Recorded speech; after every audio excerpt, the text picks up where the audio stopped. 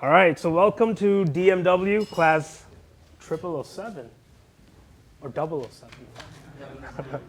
I think today we'll talk about getting the word out. And like most of it's essentially just going to be about growth hacking. I think a lot of you are past zero at this stage.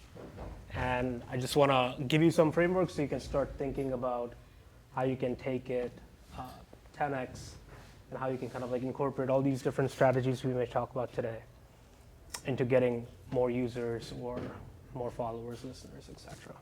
Cool. Again, it's a pretty long one, so I'm gonna speed run a lot of it, but feel free to stop me at any time. I don't think we'll have time to do a review towards the end, but I'll take questions. Cool? All right. But first, what's the importance of this number?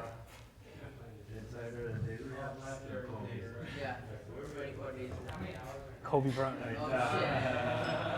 But also, it's how many days you have left.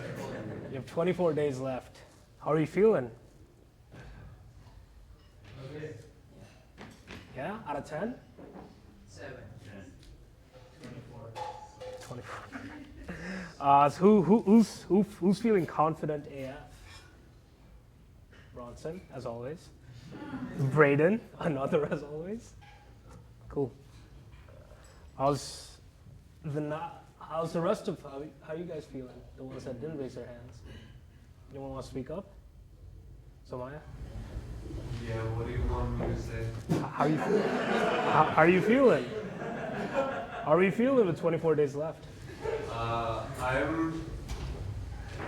feel like I went through a lot in the past 2 months, and I understood a lot of things. I understood a lot of what I don't need to do and what I don't have to do, but I'm still figuring out exactly what I should be doing more of. So but I feel satisfied that I explored so much. Right? Yeah. Same boat. I think like I learned like a shit ton here, and despite not necessarily like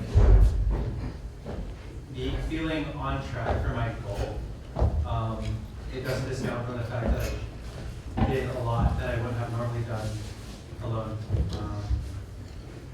So I guess feeling conflicted that not necessarily meeting goal, but also acknowledging the work I've done.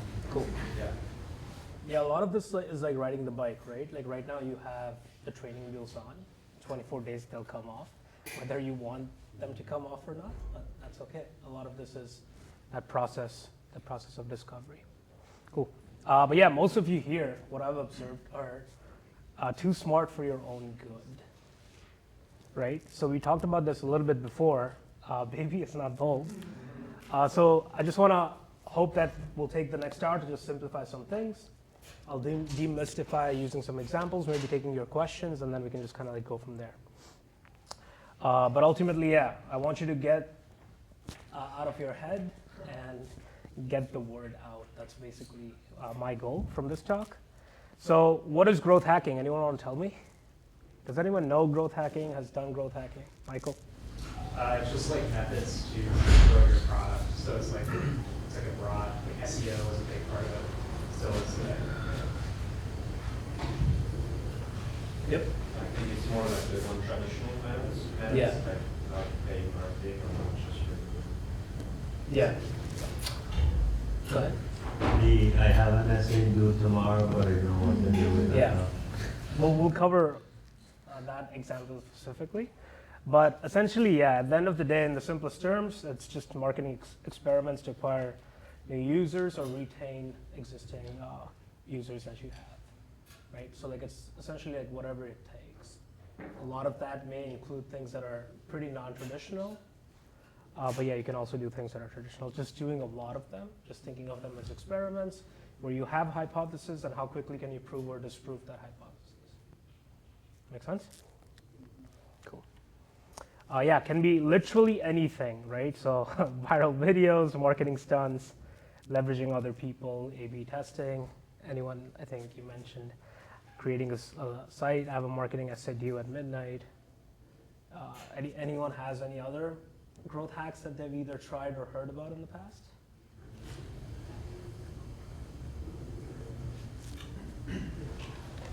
I mean, just in terms of onboarding, like coming in with a different approach, like if you design the experience of something that is traditionally friction to be entertaining and engaging, then it turns something that is a chore into a game. You know, something that people traditionally don't want to participate in into something that they do want to participate in and they want more of, then I mean, a byproduct of that is going to be growth because your conversions are going to just increase. Yeah. So gamification is a big part of it, for sure. Yeah, but it's also like, you may see people kind of like going on different podcasts, right? So that's just a growth hack. You're leveraging other people's audience to kind of get the word out for yourself, right? A lot of you have, Josh has made videos for you guys, right? That's also like a growth hack in many ways, right? Where you're leveraging buildspace's audience to bring and funnel some people into it. Michael? Media, like news media. Yep. So obviously there's like good examples, but it makes me think of this one video. It was named, it's like Nathan for You, where he does it, where he like goes around as like a marketing exec and he convinces a froyo to make a food flavored frozen yogurt to get media attention or something Yeah. like that. But like that's a good, like that's a bad example, but you could do stuff like that. You remember the guys when Elon was laying all the Twitter employees to 2 people? That's a growth hack too, right? They're trying to grow their personal brand. That guy's actually upstairs a lot of the days. One of them, Rahul. Rohit? Rewarding the users, like giving them money to use the application. Yep. I know buildspace did it 1.5 years ago, giving $100 for like to write stuff about like stable diffusion and all of that. Yeah, reward-based system, gamification. Yeah, so it can be anything, right? And we'll cover a lot of them today. But yeah, you have to figure out which ones might work best for you and just quickly run the experiment. Just remember, no matter what experiment you run, the goal is to get to a decision fast. But again, think of who everyone I'm guessing took chemistry at some point in their lives. So like it's so much similar to just an experiment, right? You have a hypothesis, quickly carry out the experiment and get to the results, proving or disproving the hypothesis. So the decision in this case is whether to double down on the experiment or kill it. That's basically it. Don't overcomplicate it. Yeah, I do not want to see any one of you. You have 24 days left, but none of you should be spending 42 weeks working on the perfect marketing plan. That may have worked in the past. It does not work now. It may work for large organizations. It definitely will not work for you. Well, one, you can't afford that time. And a lot of you guys are playing the game single player right now. So time is obviously, you're breaking it down. Who's familiar with like Coding Week, marketingweek.com? What is it? Tell the class, Edgar. I think if I'm not mistaken, it's a website where you go on the website and just every week, based on the week, you just tell you this week is marketing or this week is strategy. Yeah, so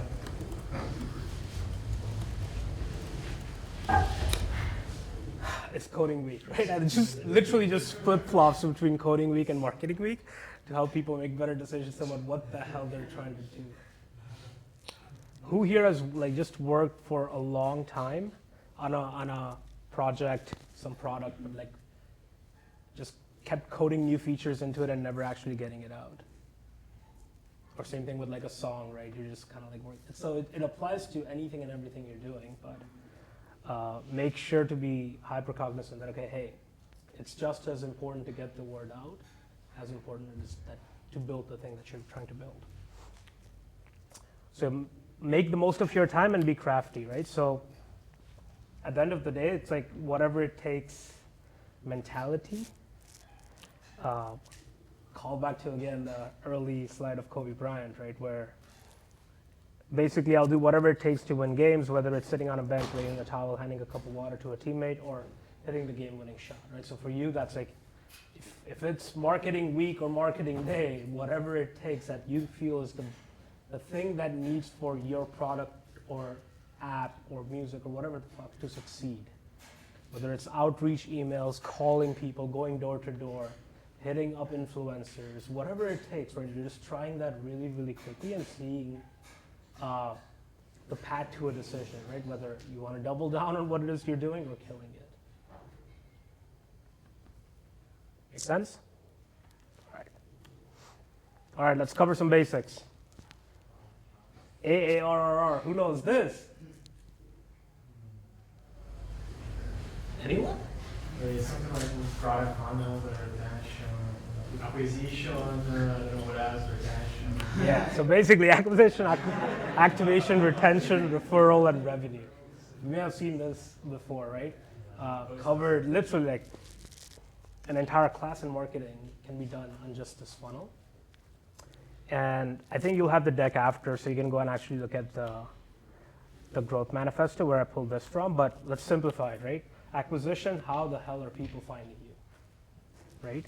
So for a lot of you guys, for music, it's Spotify, SoundCloud, YouTube. For software people, it may be Twitter, X, SEO, ads, Hacker News, Reddit, Product Hunt, etc. For a lot of the content creators here, it may be just getting your content seen on TikTok, Instagram, YouTube Shorts, YouTube, etc. Make sense? So that's the first part. Second part is activation.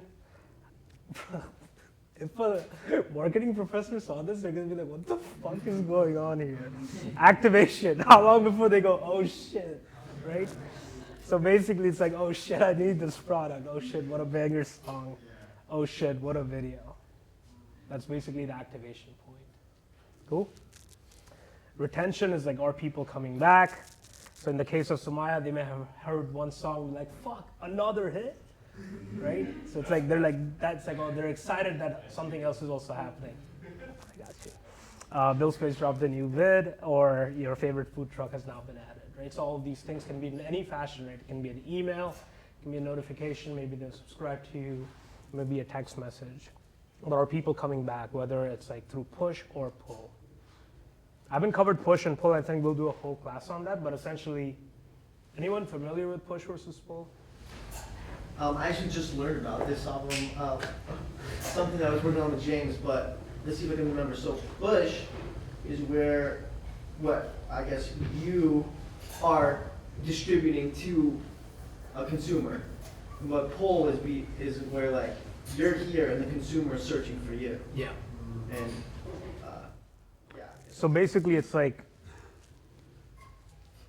a lot of times it's like built-in habits where like, maybe every day from 9 to 10, you like to go on like TikTok or Instagram, right? And you're just like pulling information. It's not being pushed to you, it's just like your habit, you're doing that. Now, push could be you get a new email from Farza, right? Or you see something that essentially gets you back to the app. And all of that can be part of the push. So like any kind of notifications, any kind of viral stunt that you do that gets you to using the product, that's a push. But we'll cover more about that later. I don't want to confuse you guys right now. But so yeah, retention are people coming back.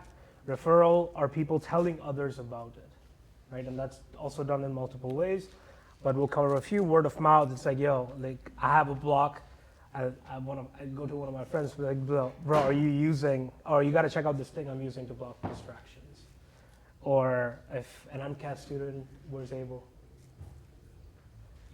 reaches out to another one and be like, yo, you got to check out this new tool I've been using to study for the MCATs, right? So that's kind of like, are they doing that? Are they getting more people in?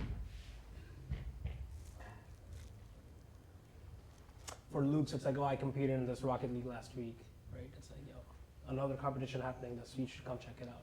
We see a lot of people already do that here, but it's like, that's kind of like the referral part of the funnel. It could also be like sharing, like Niyatis or one of the Buildspace videos. I don't know if you guys can see that. Oh, you can. 5,400 people shared her story, right? So they're referring that video to other people. Yo, you got to check out this video. Same thing happened to 1,400 people with Braden's video. So no matter what platform you're using to get your word out, like there's all these things that you can look at to actually see what part of the funnel is working well versus which ones can I improve. Cool? All right, and finally, revenue, or people actually paying, right? And this is with an asterisk because a lot of few people may not care about this, but essentially it's like listeners, followers, subscribers, viewers, some kind of like North Star metric that you're tracking. I hope all of you guys are tracking a North Star metric. Anyone here not tracking one? All right, who's tracking what? Rashid, what are you tracking? Users? Yeah. Anyone else want to tell us? Omar? Users? Tracking followers right now, but like, I think after I reached, probably my goal is to reach 10K in 6 months, then after that, probably, and students. Okay. James? A lot of like subscribers and watch time. Okay. Cool. Revenue? Yeah. Yeah, so for some, like this is a tricky one, right? So some of you may have people paying day one, right? Like Block is a good example. I think, who else? For you guys too, right? Like looking at how much money you're getting from affiliates, it's like a tangible number that you can track, but for some, it's like, yeah, I'm just trying to grow my user base, and then I'll decide what to do with it. Nothing wrong with either strategy. I think revenue for you, lads, too, right? Cool. But yeah, just think about this entire funnel deeply. We'll force you into quick experiments that you need to run. And it'll actually also help you clarify what problems you're solving. This seems pretty rudimentary, but for a lot of you, that problem you're solving is pretty obvious. But for some of you, it may not be that obvious right now, but that's okay. Who's clear on what problem you're solving? Raise your hands. If you don't raise your hands, I'm going to assume you're not clear. All right? All right, who's unclear? Now raise your hands. Kareem. Friendly. What about the fucking rest? You're just vibing? Unclear? Cool. Yeah, like I said, it's completely okay. Process of discovery by carefully learning and iterating on the pain points, whatever the pain points you feel like you're trying to devise solutions for. And try your best to use your growth hacks to like articulate this problem better every single time with every iteration. And we'll again talk about, a lot of this is philosophical, so again, feel free to stop me at any time and ask questions. But I'll try to cover all of it and then just open it up in the end. So a very simple model that I've used in the past to help me clarify this messaging is this model, the time or money model. Who remembers this from one of my previous talks? Abel? Anyone else? Anish? Cap. Okay. Yeah, so I'll quickly cover it, right? So it's like basically, let's say you're trying to go to the Kanye concert from campus. A lot of you guys did this past week. And you are like, all right, I got to take an Uber or a Lyft. These are my two options. One's $44.95, the other one's $35.24. Which one do you take? Raise your hand if you take the Uber.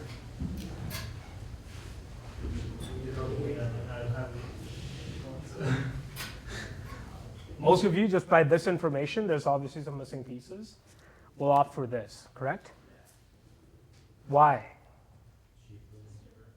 Right? You just want to say that you're getting to the same destination. It doesn't matter. Like, it's not that Uber has significantly better cars than Lyft.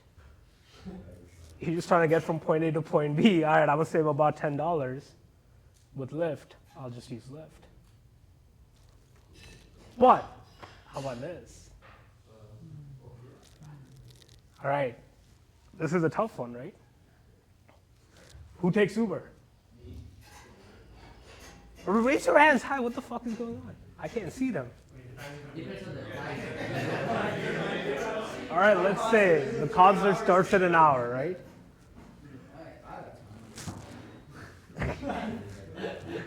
All right, so Uber fam is where? Bronson, okay. What about Lyft? Who still takes the Lyft? Cool. There's no right or wrong answer for this one, right? It's just like everyone's different. But it's to illustrate that point that, okay, like Either you're trying to save time or either you're trying to save money. There's very rarely like a third option for a lot of these products. But did you say concert is in like an hour? It's an hour. You know? What would you do after getting there in like 2 minutes?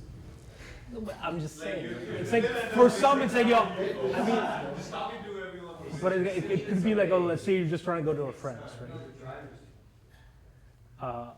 So for some people, like, okay, a better one is like the reason I used to use a gas station model before. Yeah. That was the previous one. Yeah. The reason, because this happened to me a couple of nights ago when I'm trying to take Uber back from the airport back to my crib, right? The Lyft was 8 minutes away and the Uber was 1 minute away, but the price difference was fucking, I think $12, right? So I'm like, okay, I don't mind waiting 8 minutes. It'll probably take me that long just to get outside and all those things. I was like, okay, cool. I'll just go with the Lyft. But it's like, to me, it didn't really, like, I don't have affinity towards Lyft or Uber at the point. Like, now you can argue that there could be ways to make that experience better for either of the products so that that price difference is not a, what if they open the door for you when you get there, right? What if there's fucking like drinks and shit once you're in the car? I'm like, okay, cool. Maybe I'm gonna go the Uber route. So it's like, at what point can you flip a person over? In their case, it could be just with time, right?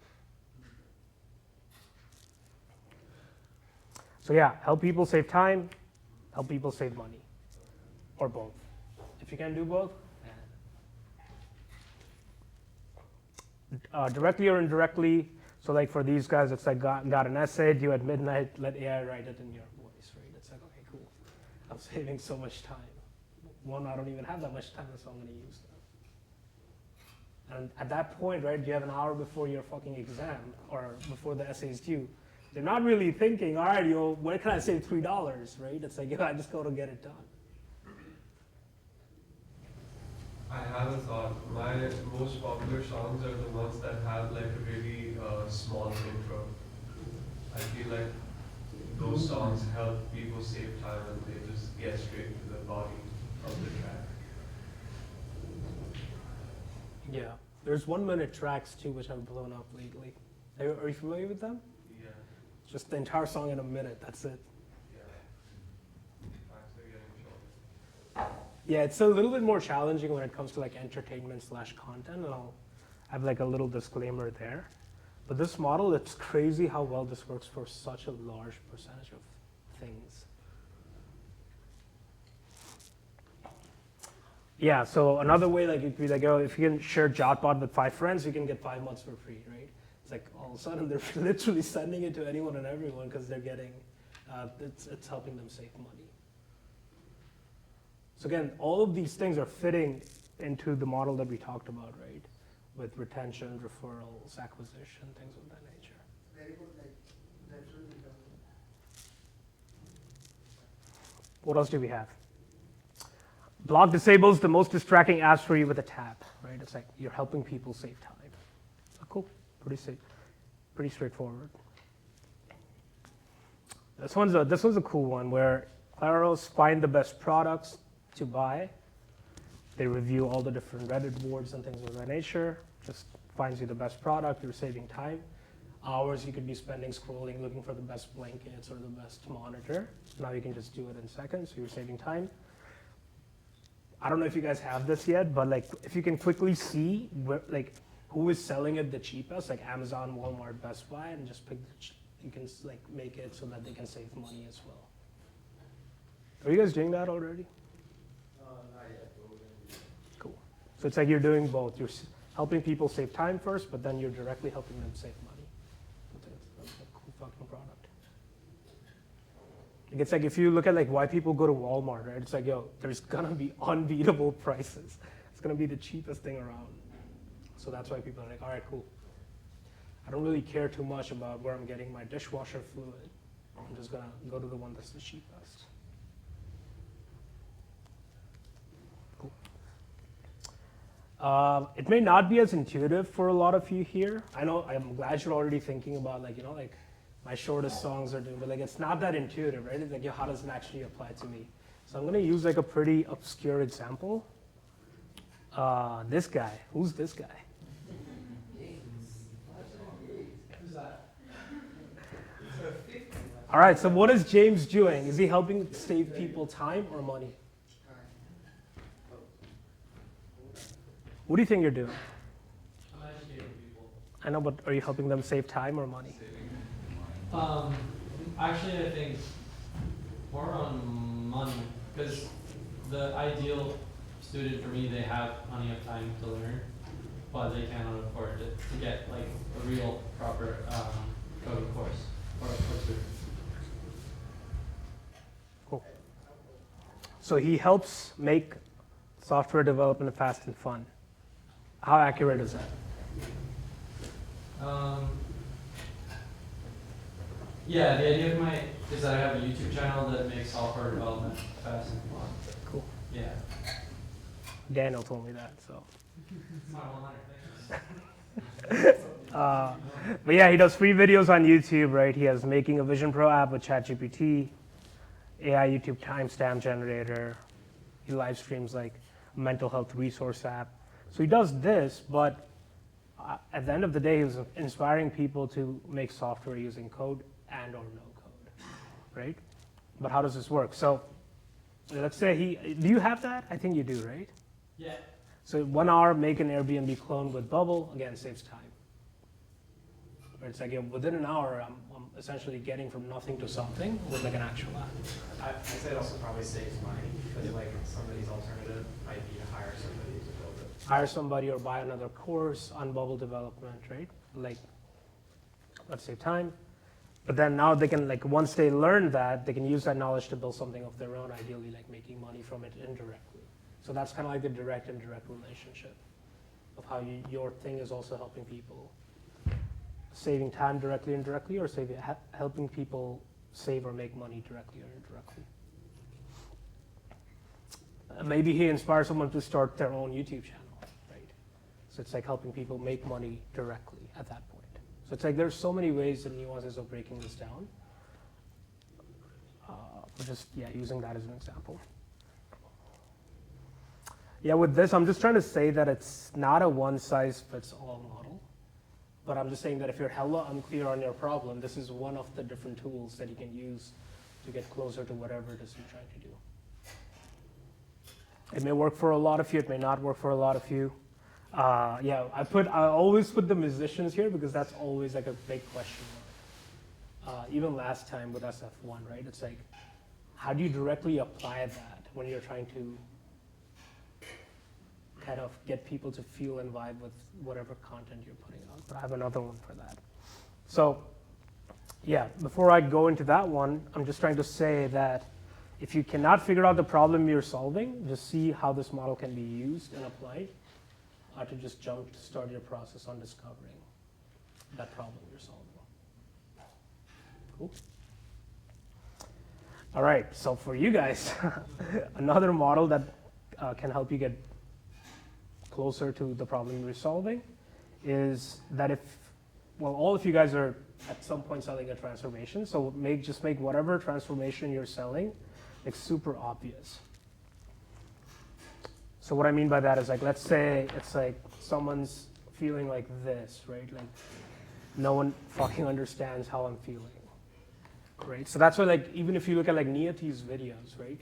So much of her audience, it's like that's the problem she's solving for them. It's like they're finally feeling heard. I think the example I've used here is Taylor Swift, because all of her songs, like, you know, like when you talk to like a true Taylor Swift fan, like, I think she's writing songs for me, and they all feel like this, right? And she's taking them on this journey. Any questions about this? Straightforward, right? Cool. Let's say you're selling a transformation of photos looking like trash. Let's say this is the problem your user faces. No matter what I do, my photos just look like trash. And Samsung comes out with this banger, 108 megapixels. That's crazy. More than 100, 8 more than 100. Who fucks with this? I have it. Why is it why you bought it? No. Why'd you buy it? It's the best display on the market. Best display on the market. You like it too? What about it is compelling? Mad. You can also spy on people with this because there's 100x. A niche market. I don't fuck with this personally. It doesn't tell me at all of like, is it actually going to help me take better pictures, right? Apple does it a little bit differently. Like they just do these like I'm sure you would have seen this, just like take a walk on Chestnut and stuff, right? Where like they just like, yo, bro, I don't even know, right? I'm like, I don't even know if the new iPhone's gonna make me take pictures like that, but I'm like, yo, fuck yeah, I'm gonna buy it. And this is like one of their most popular campaigns to shot an iPhone. Just by looking at it, they're like, people feel that they can take such pictures now versus this, right? Make sense? Cool. So yeah, be super straightforward about these transformations. You do not need to make it complex.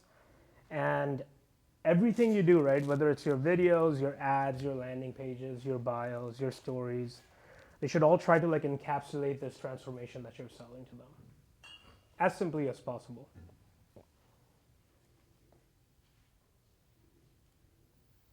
I'm gonna run through one example that we did. So like for us, when we were doing like we did Nights and Weekends season 1. We had a pretty large community on Discord at that point too. It's like everyone's having conversations, having fun. There was a community, a Twitter element to it as well.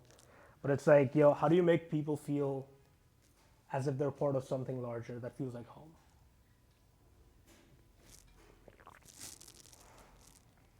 So I kind of like look back, right, to my old school days. We had houses. We had 4 houses. It was a British schooling system. Sapphire, Ruby, Emerald, and Topaz. Oh, Sapphire. It was fun as fuck, right? It felt so magical, dude. Especially we had this one week where we had like sports day, a festival, all these competitions amongst the houses. Very similar to Harry Potter. But it just felt so good, right? And then like you legit were like banded by your house. Like even today, like if someone like someone are you, I'm like, no, bro, I'm not fucking Ruby, bro. Get the hell out of here, right? I'm Sapphire.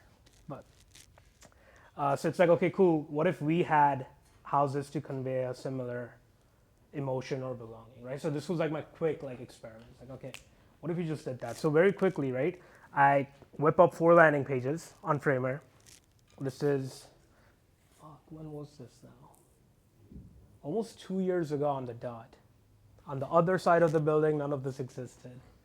Where we had just kind of like outlined the first season of Nights and Weekends. And I was like, okay, cool. We'll need something to tie it all together as this gets bigger. But it's like, I just quickly made 4 landing pages. Like, Sharif had showed me Stable Diffusion a week before. Took that, just kind of created 4 simple ones with different fonts, right? And I kind of like gathered around Furkan, Farza, some of the people at Fink. And I'm like, yo, which one do you wipe with? Right? Like, which do you think you are? And all of a sudden, right, like they all start to like attack. I'm like, yeah, I'm the yellow one, bro. They don't even know how to say it. I'm the blue one. And all of a sudden I'm like, okay, cool.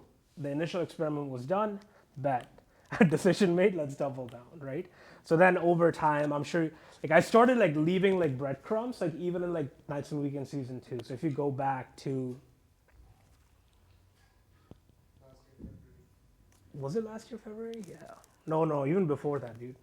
I think season 2, which is August of 2020. Fuck, I don't know. Sometime in the past, lads, where we had even like the frames for the things that you were editing to post out had like S001, A001. So like we had never told anyone about the houses, but we're just kind of like starting to see which ones people are picking and just seeing like how Twitter will look and things of that nature. Way before we officially introduced the houses. But then this was just last season. We now have 4 sites for this, and like, you know, yeah, if all people like really like us, like, who's part of which house? Like, who's Spectre Seek here? Okay, who's Alt-Rock? Godmars? And Airwolves. So it's kind of like it's we're still early, right? So it's like, okay, I'm still continuing to do a lot of experiments with this. A lot of this becomes a lot more fun when we have like a lot more people into this. There's like long-term plans for each of the house sites too. It's like, it's fine, right? Let it all take its time to marinate properly. Make sense? Yeah, each one has wallpapers and stuff. Yeah, 100%. But yeah, like all of these things now we've done. We have many things. The people fucking carrying posters around the world as well. But yeah, a lot of this takes time, but like keep doubling down on small experiments that you think will work. Use the data that you're getting, and just kind of like keep going. Let's move on to Chronicles of Naveed from Unriddle. Is homie here? Oh, he's probably in there. Everyone knows Naveed? Yes.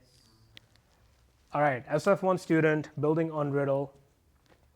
Way for people to kind of like quickly come in and like interact with their documents, write stuff, things of that nature. Was part of SF1, started at 2K MRR. He started SF1 with 2K MRR.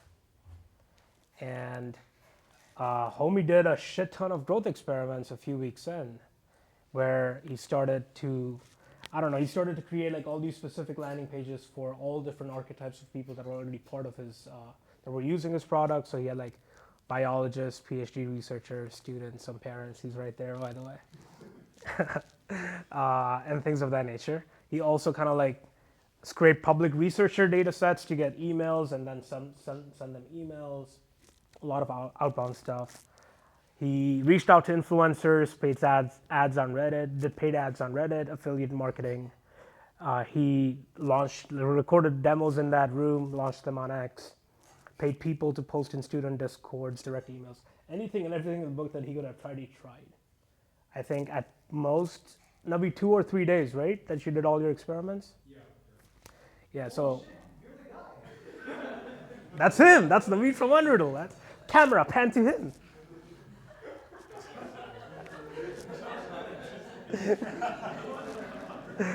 All right, so yeah, basically, till he found one that worked for him, which was reaching out to influencers. So he did an experiment where he got 5 influencers on TikTok to make videos about Unriddle. I think he paid them anywhere between $50 to $200 per video. And I think it was one of the videos that blew up to 600K and doubled his ARR or MRR from 2K to 4K in literally over a weekend. Your journey's pretty similar too, right? You want to share it? Sure. Yeah, we made videos ourselves for a while, and then that was how we got our initial users, just from like some 10,000 new videos, and then one of the videos we made kind of like blew up, and then we just like started spamming videos from ourselves and like got our friends to make videos, and then it just like kind of kept going. Are you doing influencers now? Yeah, we're starting like influencers, and we're kind of like in that experimental phase. We're also like doing like paid ads. We did a Reddit post, whatever. Yeah. Cool. But yeah, so yeah, he got his decision whether to continue the experiment or kill it. So he doubled down. And once he started to get traffic, he made other optimizations, I'm sure, where he's trying to make sure that the people now they're coming here, are they converting to whatever it is he wants them to convert to, essentially paid user. So let's say you have a similar app like Naveed, right? You help people research with AI. You essentially have a free tier to try and a $10 per month pro plan. Let's say that's the example we're going to use in this exercise, right? And these are your current stats. You have 10,000 people visiting your site. You have 1,000 people making an account, which is 10% conversion. You have 50 people that are going paid at the $10 per month plan. Again, 5% conversion from the 1,000 that have made an account, which ultimately results into you getting $500 per month MRR. Cool. So let's say you do your first experiment, which is like You get a TikTok influencer, and you get one of the videos blows up. All of a sudden, you have. Can you guys read that properly? Yeah, you can. You have 50,000 people now coming to your site. So if nothing else changes, right? Just that one top of the funnel experiment has made you go from $500 MRR to $2,500 MRR. Make sense? What should this guy do next, or gal? They can double down, do it again. What else can they do though? They can improve the conversion rates. How? They could create like landing pages that are designed for TikTok or something, so they're simpler and easier to sign up on social media, on mobile. Yep. Any other ideas? Referral loops? Yeah. Cool. All right, so let's do another one. A/B testing, like Michael's saying, right? It's like, okay, cool. Let's make sure more people. I'm not happy that only 10% of the fucking people are making an account, right? Can I double that to 20%? So it's like, again, you're studying your data obsessively, right? So it's like, okay, cool. Now 50,000 people coming in, great. 10,000 of them are now making an account instead of 5. Right, so you doubled your conversion on how many people are making an account, and if everything else remains the same, that essentially takes you from 2,500. Just with 2 experiments, you have 10x. I mean, again, these are hypothetical numbers, guys, but I hope the bigger picture is clearer, right? Okay, now, cool, you have 20%, which is pretty good for your conversion on people making an account. What can you do next?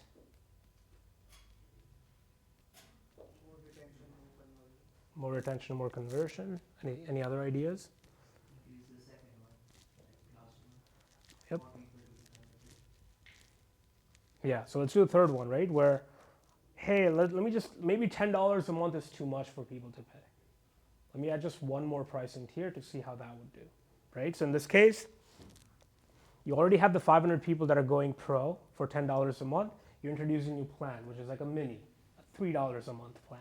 Obviously a lot less features, but just quickly test whether to prove or disprove that if this is something that's kind of like stopping people from actually converting once they create an account.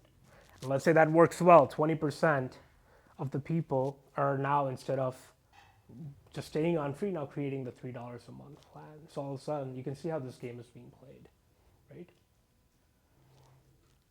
And then like you can do like what Rohit is saying, like, all right, let me optimize for SEO and referrals.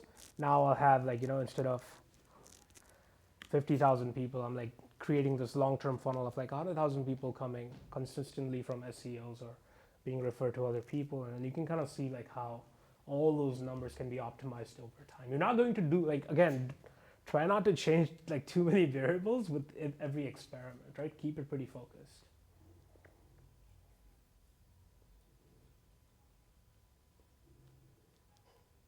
What does a growth experiment look like for you, Somaya? 2 things that are working greatly: be consistently dropping music. That has increased my monthly listeners linearly. But one thing that worked tremendously well was Nishu making a video about me, like a word of mouth thing. And right now when you're talking about this, it's just going on in my head. What if like I could send my like music to like quite a few more people like him who recommend music on Instagram. Yep. Yeah. Yeah, it's crazy how like it's like a real world video game at the end of the day. Right? And if you like start playing it and you see some success, you'll be like, okay, cool. What do I actually need to do?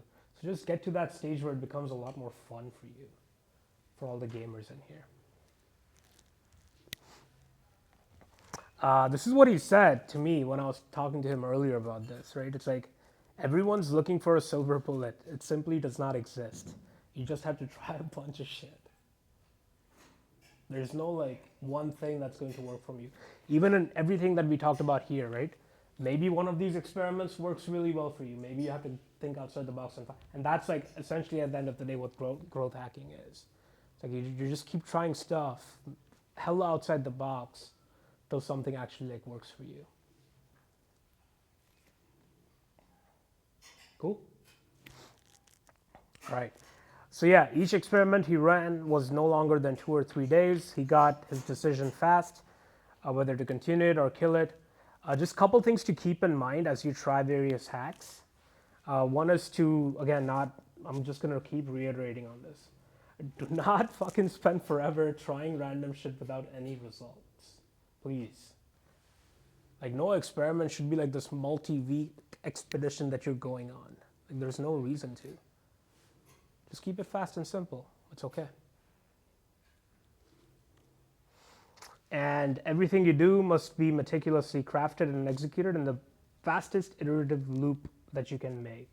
Right? So essentially it's like, I think I was talking to Abel, right? Where Abel went and posted in Discord groups and he got, I think, 20, 30, 40, I don't know, how many? 50? 70 fucking people to come onto his site, right? But it's like he did that great, experiments done. It's like, okay, cool, made decision fast. I gotta keep continuing on this. But in that he learned, okay, I don't have really that many insights on what else is happening, right? So he has these people visiting the site, but he doesn't have any of this data that, like, he doesn't have the infra in place in terms of like all the data he's collecting to know exactly how they're spending their time. So like, okay, cool. Before I run my next experiment again, I just want to make sure that I have that in check, right? So again, going pretty fast is hyper important. Who asked me this, right? So yesterday, Ryan asked me, yo, Stavan, how do you time box? Facts. All right, very simple rule. Parkinson's law, who knows this? Rohit? All right, I'm gonna just tell them. Its work will expand to fill the time allocated for its completion. So it's like if I give my designs 72 days, it's gonna take 72 days, even though I could have done it in 2 days. And you'll be surprised how fast you can do a lot of the things if you just time box the hell out of them. That's what I tell these lads all the time. Where if you give the short that you're trying to make the entire day, it's going to take the entire day. What happens when you only give it 2 hours? Because what you can do here actually is, so yeah, if you give yourself 2 weeks to update your brand new landing page, it'll take the 2 whole weeks. But when the beauty of this is when you combine this with our good friend Pareto. Who knows Pareto's principle? Yeah. So basically, 80-20 rule, right? Where 20% of your task list determines 80% of the project's outcomes / success. So you can, like in Sumaya and Kat's case, you can spend 20% of the time and get your song 80% of the way there.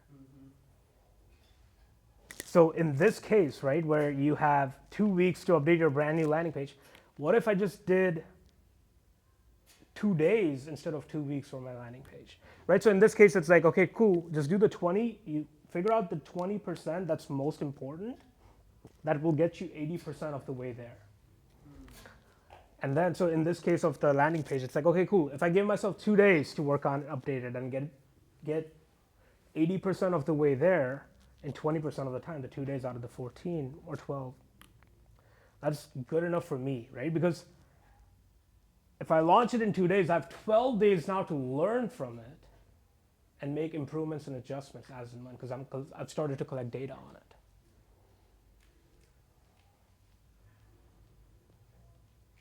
Right, so like going back to Josh and Aiden's example, where it's like, let's say you take the whole day to put up a short, that's a banger 10 out of 10, right? Or you segment it instead of like 12 hours, you create chunks of 4, 4, 4. Now, by hour 8, you have 2 shorts that are out and collecting data that you can learn from. So it's like, how can you optimize to do that? Obviously, like, it's a lot more complicated than that. I'm oversimplifying it, but like, I hope that like, just to illustrate the point, right? Where you use Parkinson's law and then Pareto's, and then you can kind of like, again, figure out your time box, right?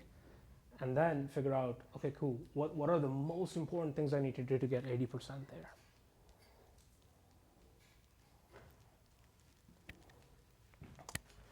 Yeah, and I'll like finally, a lot of this just goes back to like, as you're going through this, Jeff talked about personal branding, just keeping things super simple so that it's easy for people to understand.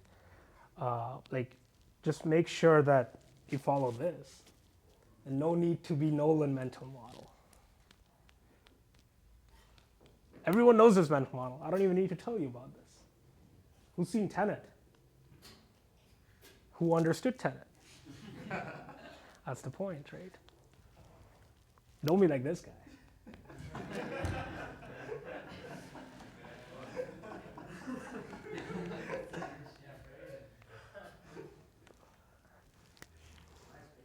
Yeah, it's beautiful.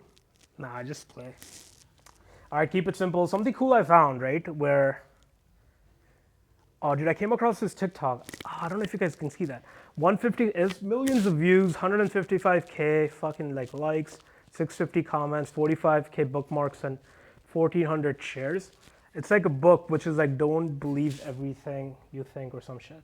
Yeah, you just click on it and you can buy the book right then and there. So it's like, for the reason why I show that is like, I would urge you guys to go to that account and see how they're doing that, because a lot of those principles can be applied to what you're doing. Bro, yeah, because TikTok Shop right now is pushing all products that are like video native, and they just like legit like yo, this, even I wish I could show this video. It's like, this book will save you years of emotional suffering in less than 100 pages. They're just flipping through the book. They're not even saying anything about it, but it's like, people are bookmarking. I fucking scream. I'm showing it to all of you guys, right? It's like, because it's like, it's crazy how much like non-traditional marketing right now is like, it's just so different than anything you would have been taught in school. That's why kids that have like no idea about what's going on in the world of marketing, like 14, 15, 16-year-olds are like killing it, because they're just starting from scratch. They have like nothing to like reference to. So it's like, again, going back to, you're too smart for your own good. Just try a bunch of shit, give it 2-3 days, and see how it can help you, and make a decision fast. All right, finally, we're done. Questions? Damn, early actually. Any questions? Was it too much, like too dense? That was good. I have a question. Yeah. For the time and money framework, I was trying to think of it through a clothing brand. And I guess the reach thought for me was like, save them money by pricing a shirt less, but I don't think that doesn't feel satisfactory to me. Is there something better that anyone else? What's an alternative to saving time and saving money? Energy, happiness, status. Making time or making money.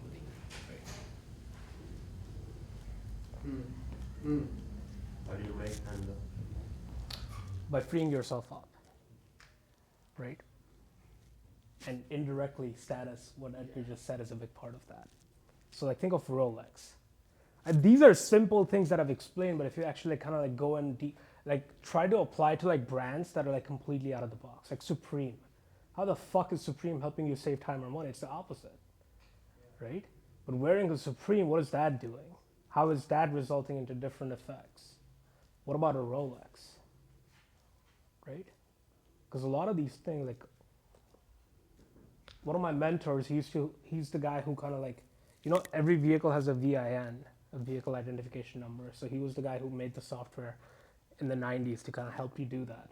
But he was telling me that, yo, I don't even fuck with cars too much, but he got this like custom Porsche in the early 2000s, where the reason he got it was, if he went into these automotive like dealings, like they all were so infatuated with cars that just the guy who had the best and craziest car would get the deal, right? So it's not helping him save time or money, it's actually helping him just make money by closing deals. So it's like try to run with a lot of these models in your head. Like status plays a big part, like look at like Bored Ape Yacht Club and what does that do and things. Like it's super fascinating the more you dive into it. 10% equity. We're good? No questions? All right, that's it.